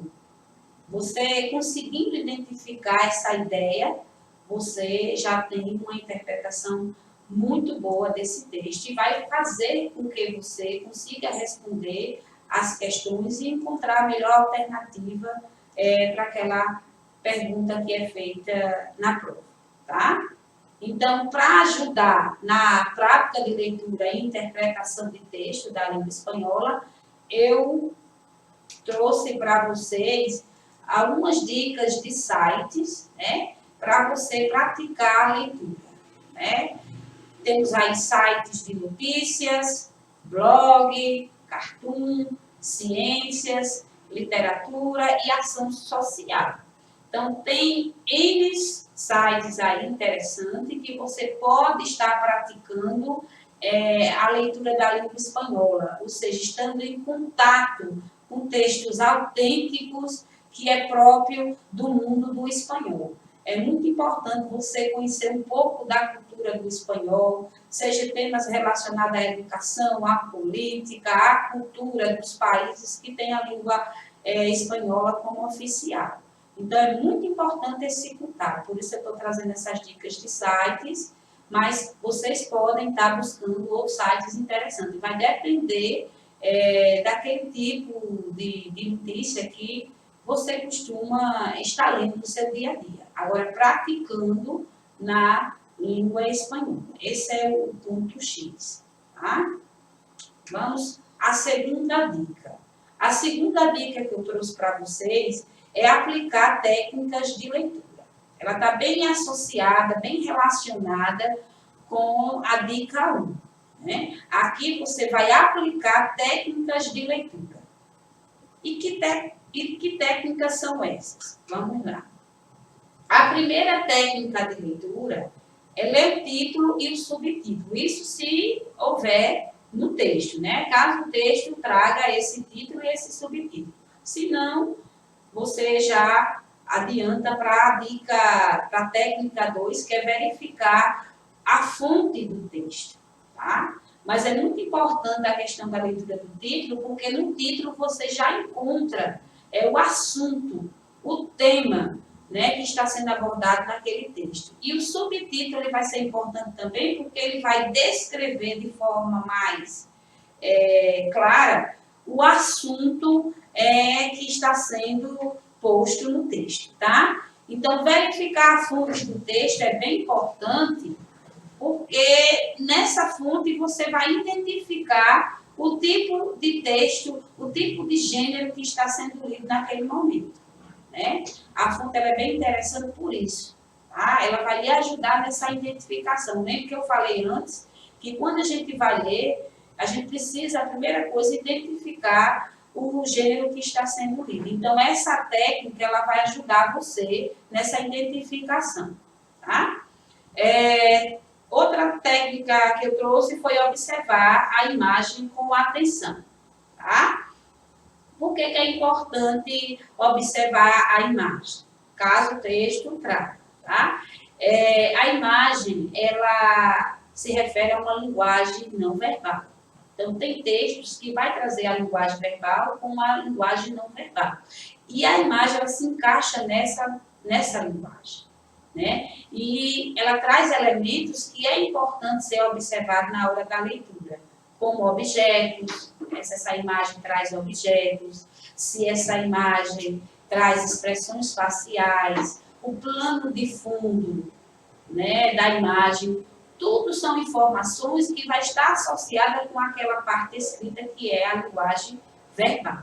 Então, na hora que eu vou construir o sentido do texto, eu tenho que estar unindo essas duas linguagens, a verbal e a não verbal, ok? E a última técnica que eu trouxe aqui, que eu considero também muito importante, é conferir a pergunta e as alternativas de resposta, né? Essa dica ela é bem importante e eu aconselho vocês a fazer, a primeira coisa a ser feita na hora de ler as questões e na hora de analisar as perguntas e as alternativas. É você conferir as perguntas e as alternativas de resposta. Por quê?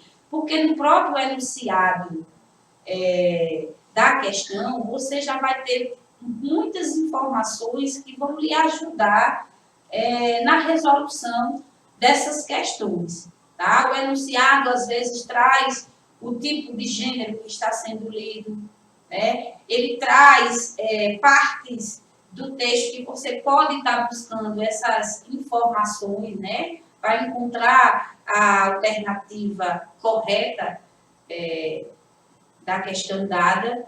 Então, é uma das que eu aconselho você fazer primeiro, tá? Conferir a pergunta e as alternativas de resposta, porque ela vai ajudar quando você for ler o texto. Próxima dica é enriquecer o seu vocabulário, né? Criando o seu próprio glossário. Então, o vocabulário, gente, ela é uma parte muito importante da língua estrangeira, principalmente do espanhol, né? Ela é o léxico da língua, né? Então, a gente usa esse léxico tanto na fala quanto na escrita da língua espanhola. Então, a gente tem que atentar muito para essa questão e justamente ampliar esse vocabulário. Então, o aluno que está estudando para a prova de espanhol do Enem, ele tem que ter um repertório amplo, né, de vocabulário, tá? Desse léxico. Porque quanto mais ele tiver conhecimento desse léxico, mais sua compreensão de texto vai melhorar e ajudar na sua interpretação, tá? E como é que você pode estar ampliando esse seu vocabulário? Criando seu próprio glossário. Como assim, Marina? Criar seu próprio glossário? Você pode pegar um caderno, uma agenda, folhas avulsas e criar em forma alfabética, deixando espaço para essas palavras novas que você vai conhecendo ao longo das suas leituras. Então, você vai, em ordem alfabética, deixando essas partes no caderno, e cada palavra nova que você for conhecendo, você vai anotando. E o interessante é que você anota a palavra no espanhol, mas também a sua respectiva tradução. Porque aí você vai fixando o sentido dessa palavra, tá? E quando precisar rever, você já tem o local correto de encontrar. E não só palavras isoladas da língua espanhola, mas também expressões idiomáticas, né? Que são específicas dessa língua. E você precisa ter conhecimento delas, tá? Então, o glossário é uma boa para que você possa estar ampliando seu repertório lexical da língua espanhola. Outra dica que eu trouxe, que considero também muito importante, é fazer uma revisão da gramática, tá? A gente viu que o foco principal da prova de espanhol do Enem não é a gramática. Não é isso que eu estou dizendo, estudar a gramática. Mas o aluno, o participante do Enem, ele tem que ter, no mínimo, um conhecimento linguístico das estruturas gramaticais da língua espanhola. É o mínimo possível. Ele tem que ter o conhecimento do que é o nome e o substantivo, né? Ele precisa identificar as qualidades, que é o adjetivo, ele precisa identificar as ações realizadas, o tempo verbal em que está sendo descrito o texto, se é presente, se é passado, se é futuro, para situar você nessa leitura. Então, você precisa também conhecer as preposições, porque ela liga um termo a outro, ela tem essa função e ajuda na compreensão do texto. As conjunções, elas servem de conectores, né? Elas unem ideias. Então, isso facilita muito você compreender o texto lido, né? E futuramente fazer uma melhor interpretação de texto, tá? Conhecer os pronomes, né? É importante, principalmente os que são tidos como sujeito, eu, tu, vosotros, vosotras, né? Ele, ela. Então, você sabe que os pronomes eles têm uma função de substituir ou acompanhar o nome. E também servem de referência no texto, né? Então, é muito importante você ter esses conhecimentos da gramática da língua espanhola. Não é que você vai ficar dedicando seu tempo apenas à gramática, não. Mas você precisa entender como se dá, como funciona essas estruturas gramaticais da língua, que ajuda no seu falar, ajuda no seu escrever e no próprio funcionamento da língua, tá? Próxima dica é ter cuidado com os falsos amigos. Rafael até falou, né, na parte inicial, que muita gente escolhe a língua espanhola, né, para vender, porque acha que tem uma grande semelhança com a língua portuguesa.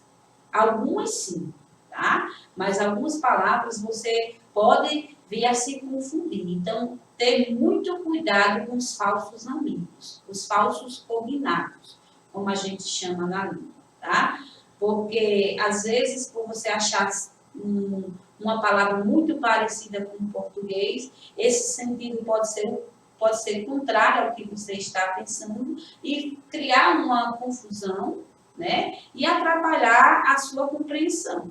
Então, tem que ter muito cuidado. Então, é interessante que você faça uma lista, né, desses falsos amigos, desses falsos cognatos mais recorrentes, né, na língua espanhola, para que você tenha contato com eles e não confunda, né, esse sentido por achar que é semelhante com a língua portuguesa. Então, esses detalhes são interessantes, que nem eu coloquei aí no exemplo, guitarra, né, no espanhol quer dizer violão e não guitarra, né? Então, essa questão aí que vocês têm que atentar para não confundir o sentido que aquela palavra tem. Porque às vezes são semelhantes na escrita, são semelhantes na pronúncia, mas no significado, os sentidos são diferentes. Então, é aí que eu tenho que estar atento para não errar, tá certo? E confundir, né, esses sentidos.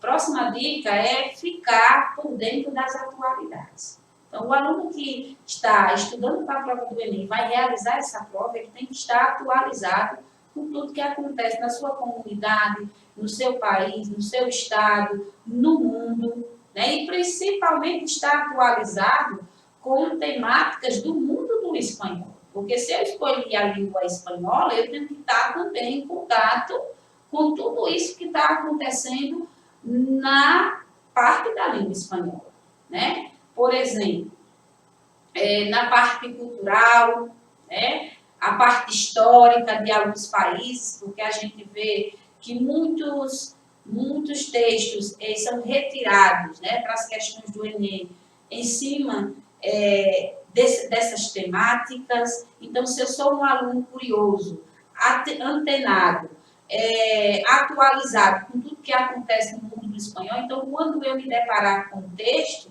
eu não vou sentir tanta dificuldade, porque eu já tenho um conhecimento prévio, já tenho uma noção daquele tema. Então, é muito ruim você pegar um texto que você não conhece nada, que você não sabe nada daquela temática. Então, a sua compreensão ela vai ficar um pouco comprometida. Mas quando você tem uma noção, né, um conhecimento, mesmo que pouco, mas já viu, já leu algo sobre aquele tema, então tem mais facilidade para compreender e interpretar aquele texto. Então, eu trouxe uma lista, né, de sites de notícias para se manter informado em espanhol. Então, aqui são sites, né, da língua espanhola, que você vai estar em contato com textos autênticos, com informações que vêm do mundo do espanhol, né, relacionada à educação, relacionada a esporte, a negócios, a história, a cultura da língua. Então, vai facilitar muito a sua vida. Então, procure estar em contato, né, lendo se atualizando com esses sites. Tá? Última dica que eu trouxe para vocês é treinar com as provas anteriores. Por que eu trouxe essa dica? Porque a partir de agora a gente vai estar analisando e resolvendo as questões, né, das provas do Enem, e justamente provas anteriores. Né? E por que é interessante a gente estudar a partir de provas anteriores? Porque você vai ter contato direto com o texto autêntico, né, com temáticas da língua espanhola. Você vai identificar a variedade de gênero que essas provas trazem, né? E, basicamente, cada questão da prova de espanhol do Enem é um texto diferente, né? E o aluno ele tem que identificar esse texto, conhecer a estrutura desse texto, o estilo, né? Saber a que esfera da atividade humana esse texto vem, né? Por isso a importância da fonte do texto. Então, você vai estar tendo contato com as questões, com os enunciados, vendo alternativas, e isso vai lhe ajudar a aplicar melhor esses conhecimentos na sua rotina de estudo, tá certo? Então, por isso que eu trouxe essa dica. E agora, a partir dela, a gente vai analisar, né, e resolver algumas questões, né, das provas anteriores do Enem. E também está colocando em prática tudo que foi apresentado aqui por mim para vocês. Então, é importante vocês anotarem em casa essas dicas, né? Porque o que a gente registra, o que a gente anota, a gente não esquece. Então, é importante o aluno estar anotando, né? Tudo que ele acha que é interessante, tudo que ele acha que é importante, tudo aquilo que ele acha que vai contribuir no seu aprendizado. Tá? E principalmente no de língua estrangeira, que requer dicas, requer estratégias para um melhor rendimento em meus estudos, né? Então, essa primeira questão aí que eu trouxe, para a gente estar analisando e resolvendo, ela é de 2019, bem recente, né, do ano passado, e como eu falei para vocês, a primeira coisa que a gente tem que fazer não é ler o texto, mas sim o enunciado da questão, o comando, né, e as respectivas alternativas de resposta. Então, nessa primeira questão, o comando diz o seguinte: nessa estrofe, o poeta e dramaturgo espanhol Manuel Machado reflete acerca, né? Então, só pelo enunciado da questão, quando se fala em estrofe, já vem à tona o tipo de gênero que vai ser lido nessa questão. Né? Estrofe é uma parte da composição de um poema. O poema ele é estruturado em versos e em estrofes. Então, eu já vou identificar pelo enunciado da questão que eu vou ler um poema. Né? O texto aí é um poema. Ele já diz o poeta e dramaturgo espanhol Manuel Machado. Então, ele vai fazer uma reflexão. E que reflexão é essa que o poeta vai fazer? E acerca de quê? Esses são os questionamentos que vai me levar lá no texto em busca de informação. Né? Então, que reflexão é essa que o poeta faz? E acerca de quê? Aí nós temos aí a alternativa A, de sua formação identitária plural. B, da condição nômade de seus antepassados. C, da perda sofrida com o processo de imigração. D, da dívida do povo espanhol para com o povo árabe. Ou E, de sua identificação com os elementos da natureza. Então, é importante você fazer a leitura desse enunciado, né? Porque ele vai dar dicas, ele vai ajudar você na busca dessa resposta. Então, vamos voltar aqui para o texto, né? O texto, ele traz o título, né? Que é uma estrofe do poema, apenas uma estrofe. Então, o nome do título do poema é Adelfos, né? E diz o seguinte: Yo soy como la gente que a mi tierra vinieron. soy de la raza mora, vieja amiga del sol, que todo lo ganaron y todo lo perdieron. Tenho ele alma de nardo, dele árabe, espanhol. Então, aí é o trecho, né, a estrofezinha retirada do poema, e em que ele, o poeta, ele traz uma reflexão. Então, cabe a você, aluno, saber que reflexão é essa e acerca de que está sendo essa reflexão. Tá? É bem interessante aqui que ele usa o eu, né? Eu sou, e como então, ele se compara com as pessoas, né, que vieram da terra. Ele diz também sou, ele usa muito o verbo ser aí, sou de la raça mora. Então, ele está falando de sua etnia, de sua identidade, né? E lá embaixo, no último verso, ele diz, tenho el alma de nardo, del árabe, espanhol.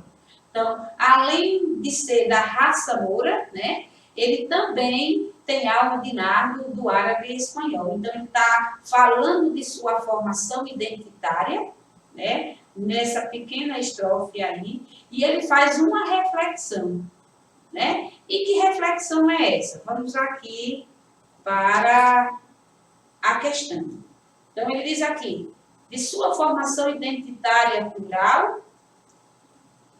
Vamos lá, formação identitária. Ele se descreve, né? Ele diz que é da raça moura, mas também tem alma, né, nardo, do árabe e espanhol. Então, de sua formação identitária plural, plural porque é tanto da raça moura, mas também tem a alma de nardo espanhol, né, do árabe e espanhol. Ou B, da condição nômade de seus antepassados, da perda sofrida com o processo de migração. A gente viu lá que houve perda, né? Ele fala lá que todo lo ganaram e todo lo perderam. Então, teve perda, mas também teve ganho. Então, não é essa alternativa. Da dívida do povo espanhol para com o povo árabe, em nenhum momento ele deixa claro essa dívida, né, do povo espanhol com o árabe. Ele mostra que tem alma, né, do árabe e espanhol, é diferente. E na letra E, ele diz de sua identificação com os elementos da natureza. Não, também não está se identificando com esses elementos. Então, a melhor alternativa aí, né, a alternativa correta dessa questão é a letra A, de sua formação identitária plural, tá? Porque ele se assume como uma etnia moura, mas também se descreve como alma de nardo árabe espanhol. Tá? Então, a alternativa correta dessa questão é a letra A, certo? A formação identitária plural, certo? Vamos adiantar aqui para a próxima questão. Questão 2, eu escolhi de 2018, uma questão de 2018, é bem interessante essa questão, de fácil também compreensão, mas vamos ler primeiramente o enunciado, o comando dado na questão. Então, as ações solidárias contribuem para o enfrentamento de problemas sociais, né? No texto, a ação solidária ocorre quando o contribuinte... Então, vamos analisar aqui o enunciado. Então, as ações solidárias, a gente já sabe que essas ações solidárias elas vão contribuir para o enfrentamento de problemas sociais, né? Problemas sociais. Aí, no texto, a ação solidária ocorre quando o contribuinte faz o quê? Né? É isso que eu preciso buscar no texto, essa informação. Quando o contribuinte faz o quê? Para que essa ação solidária ocorra realmente. Então, temos aí a alternativa A, quando ele delega ao governo o destino de seus impostos. B, escolhe projetos que terão isenção de impostos. C, destina parte de seus impostos para custeios de programas sociais. Ou D, determina a criação de impostos para a implantação de projetos sociais. Ou letra E, seleciona programas para beneficiar cidadãos vulneráveis socialmente. Então, vamos voltar aqui para o texto para a gente ver que ação esse contribuinte vai fazer para que essa ação solidária ela ocorra, né? Então, o nosso texto, diferente do outro, ele traz um título também, né? mas um título questionando. Né? Você tem aí um questionamento. O que é la ex solidária? Né? Então, o texto ele vai responder. Né? Ele vai responder esse questionamento aí, que é o título. Né? Então, já viu que vai falar da ex solidária. Então, o texto diz assim: la ex solidaria es una ex que ayuda a las personas más vulnerables. Podrás marcá-la quando hagas la declaração de la renda. Então, aí ele já deixa claro que essa ex solidária, ela ajuda as pessoas mais vulneráveis, né? Uma informação que eu tenho.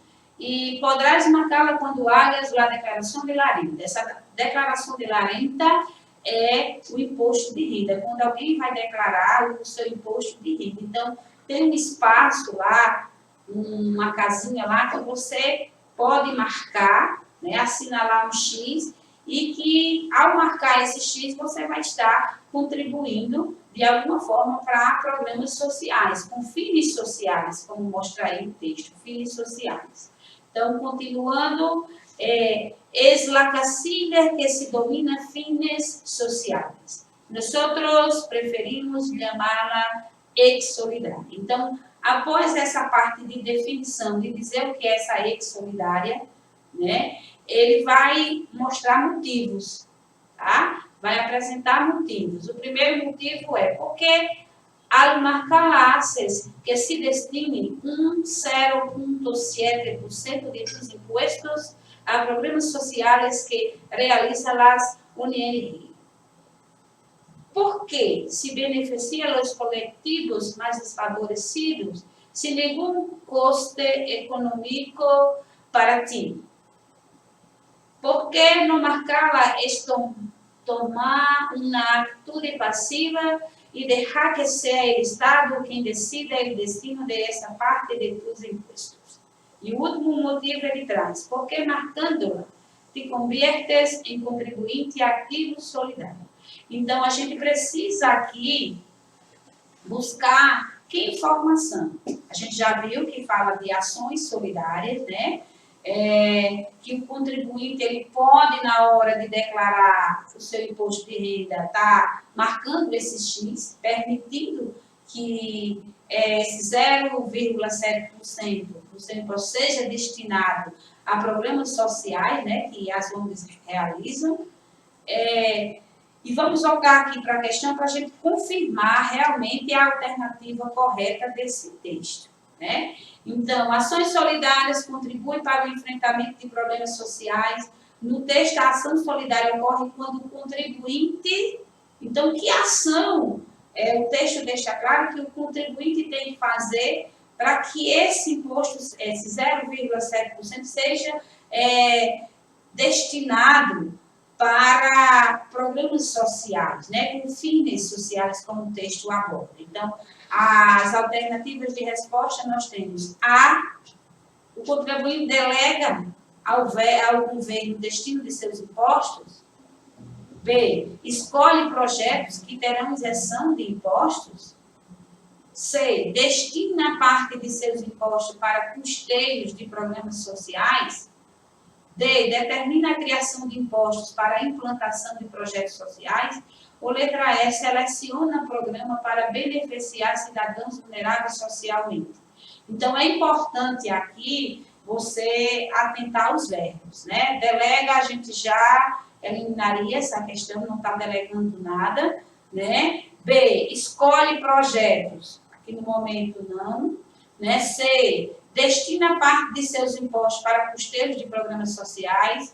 Essa seria, no caso, a resposta correta, né? É a letra C, a resposta correta, porque aí destina. Então, quando o contribuinte ele faz a declaração de sua renda, ele assinala esse X, esse X, ele está destinando, né, parte de seus impostos para os custeios de programas sociais.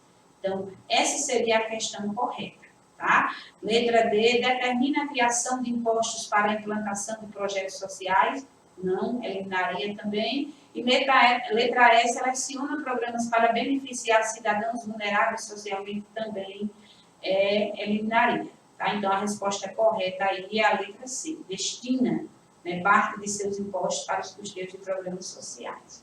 Certo? No texto, a gente pode comprovar isso aí no primeiro motivo, né, que ela coloca aí para a gente no texto.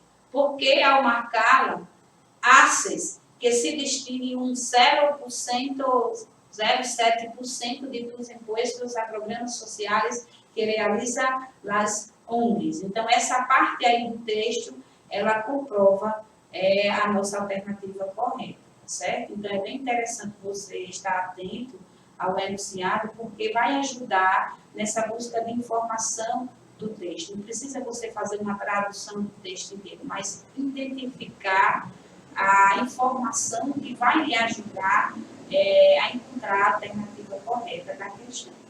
Ok? Vamos para a terceira questão e última. Enem 2018 também. Né? Vamos aqui para a leitura do comando, do enunciado, que diz assim: no conto de Galeano, a expressão nele vai nele viene encerra uma opinião a respeito de cinema que... Então, no conto, aqui também, só pelo enunciado, você já vai identificar o tipo de texto que está sendo colocado na questão, né? Conto de Galeano. Então, quando a gente trabalha com conto, a gente tem elementos narrativos, né? O conto, ele é um gênero narrativo. Então, ele vai apresentar personagens, ele vai apresentar um tempo, ele vai apresentar um espaço, um ambiente, ele vai apresentar um narrador. Então, eu quando vou fazer a leitura de um conto, eu tenho que estar atenta a esses elementos da narrativa, né? Então, no conto de Galeano, tá? E a expressão nele vai, nele viene, encerra uma opinião a respeito de cinema. Que? Então, o que é que eu tenho que buscar? Essa expressão aí, nele vai, nele viene, ele vai estar dando norte para você encontrar a melhor resposta aí da questão. Ela vai estar direcionando você, né, para encontrar essa opinião. E a respeito de quê? De cinema. Mas que opinião é essa? E quem está dando essa opinião? Então, vamos voltar aqui, vamos ver as alternativas que nós temos. A. Desconstrói a ideia central do conto sobre a importância das atividades de lazer. B. Contradiz a percepção que o narrador tem em relação à profissão exercida por Orlando.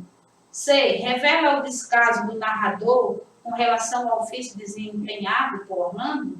Ou D. Reforça a impressão do vizinho de que Orlando gostava de filmes. Ou letra E. Evidencia a extrema devoção do carpinteiro ao seu ofício. Então, vamos ficar atentos aí a essas alternativas e voltar aqui para o texto para a gente identificar que opinião é essa, tá? Então, o texto aí é um trecho, né, do conto, não está o conto completo, é um trecho, tá? E como eu disse a vocês, é um tipo de gênero narrativo, de linguagem literária, tem que ter cuidado com essa linguagem literária do conto também, tá? Para entender o sentido usado pelas palavras. E o tema do nosso conto é El Carpinteiro, né? É uma profissão, tá? No espanhol. E o texto diz assim: Orlando Goicoechea reconhece as madeiras por el olor de que árboles viene, que edad tiene, que oleándolas sabe si fueron cortadas a tiempo o a destiempo y les adivina los posibles contratiempos. Al cabo de tantos años de trabajo, Orlando se ha dado el lujo de comprarse un video y ver una película tras otra. No sabía que eras loco por cine, le dice el vecino. Y Orlando le explica que no, que a él ni le va ni le viene, pero gracias al video puede detener las películas para estudar los números.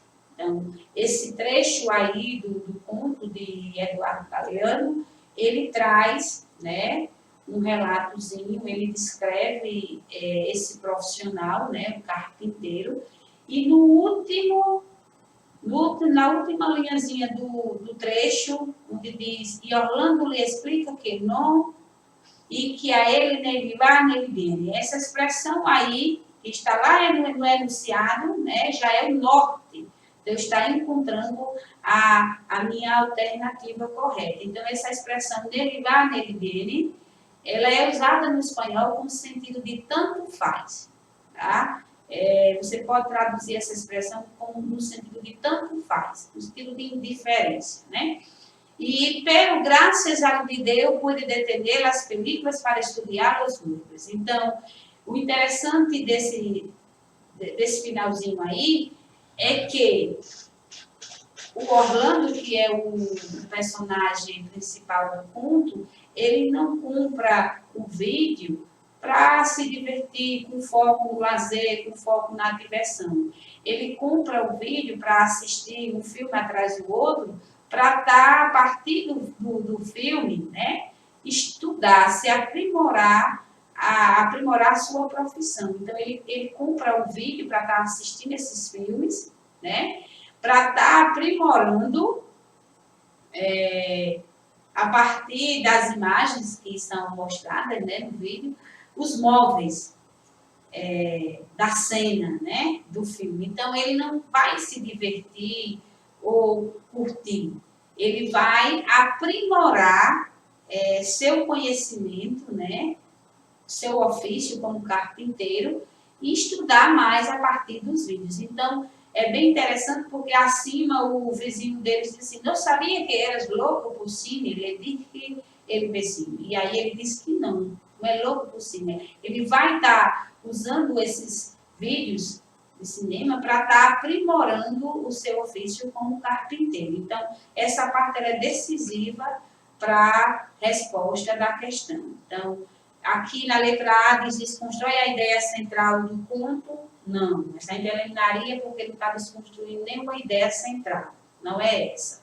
B, contradiz a percepção que o narrador tem em relação à profissão exercida. Também não. Né? C, revela o descaso do narrador com relação ao ofício desempenhado por Orlando? Não, também não. D, reforça a impressão do vizinho de que Orlando gostava de filmes? Também não.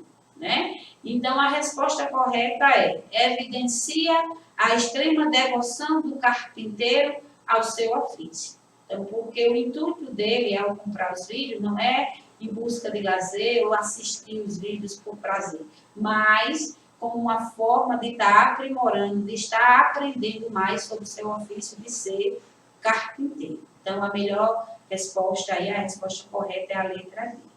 Tá?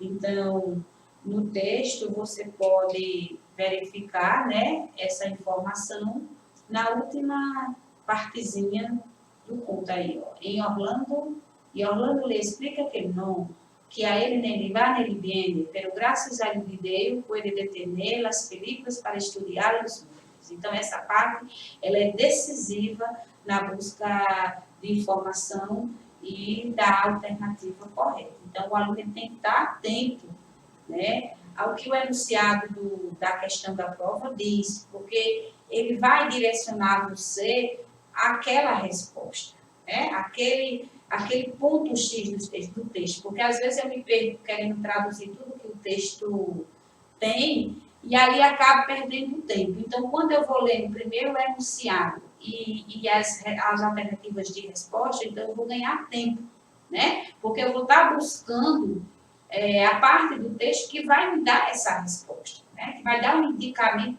de onde encontrá-la, né? Então, essa é a partezinha que eu queria estar analisando com vocês. Eu separei apenas 3 questões. Nas próximas aulas a gente vai estar analisando mais, né? Espero ter contribuído de alguma forma para o aprendizado de vocês de espanhol, tá? E qualquer dúvida, é só colocar aí, curtir aí a página, né, do YouTube, da Direct, colocar aí os comentários, sou aberta, tá?